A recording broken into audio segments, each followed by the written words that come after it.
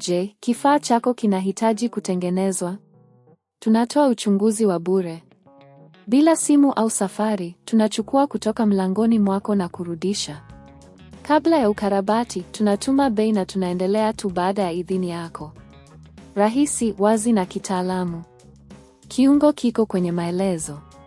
Mchakato wa kubadilisha kioo cha Lenovo Legion unahitaji uangalifu na uvumilivu. Kwanza, hakikisha unapata kioo sahihi kwa mfano wa Lenovo Legion ulionao. Unaweza kufanya hivyo kwa kutembelea tovuti rasmi ya Lenovo au maduka ya vifaa vya kompyuta. Kumbuka kuangalia bei kabla ya ukarabati ili uwe na wazo la gharama.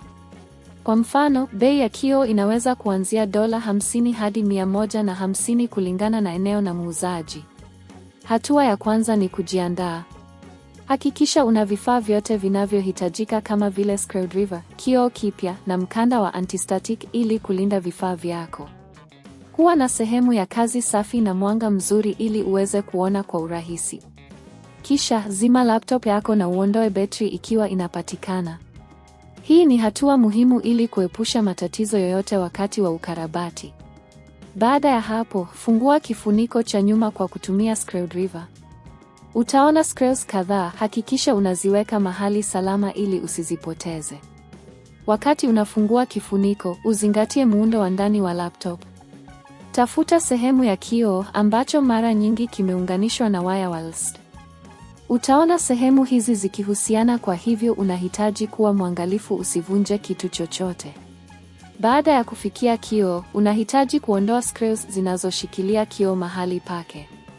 Hakikisha unahifadhi screws hizi kwa sababu utahitaji kuzitumia tena. Baada ya kuondoa screws, unaweza sasa kuondoa kioo cha zamani. Fanya hivi kwa uangalifu ili usiharibu sehemu nyingine za laptop. Sasa chukua kioo kipya na uweke kwa nafasi yake. Hakikisha kwamba unakifunga vizuri ili kusiwe na nafasi yoyote. Kisha rudisha screws ulizoziondoa awali ili kuimarisha kioo kipya mahali pake. Baada ya kufunga kioo, sasa ni wakati wa kuunganisha waya wa LED. Hakikisha unafanya hili kwa uangalifu kwani ni sehemu nyeti. Weka waya kwenye sehemu yake na hakikisha unaunda muunganiko mzuri. Sasa rudi kwenye kifuniko cha nyuma na fungua screws zote ulizoziondoa awali. Kisha weka betri na uzima laptop yako ili kuangalia kama kioo kinafanya kazi. Kama kila kitu kiko sawa, unaweza kufunga kifuniko cha nyuma na kumaliza mchakato wa ukarabati. Ikiwa kioo hakifanyi kazi, fanya uchunguzi wa bure wa vifaa vyako ili kubaini tatizo. Je, kifaa chako kinahitaji kutengenezwa? Tunatoa uchunguzi wa bure. Bila simu au safari, tunachukua kutoka mlangoni mwako na kurudisha. Kabla ya ukarabati, tunatuma bei na tunaendelea tu baada ya idhini yako. Rahisi, wazi na kitaalamu. Kiungo kiko kwenye maelezo.